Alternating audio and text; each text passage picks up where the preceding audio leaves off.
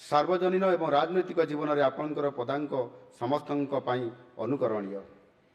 माननीय राष्ट्रपति जी, आपणकर मार्गदर्शन एवं यशस्वी प्रधानमंत्री माननीय श्री नरेंद्र मोदी जी मंत्र सबका साथ, सबका विकास, सबका विश्वास और सबका प्रयास सहित आम सरकार 4.5 कोटी ओडिशावासी सेवा करि आसुछि।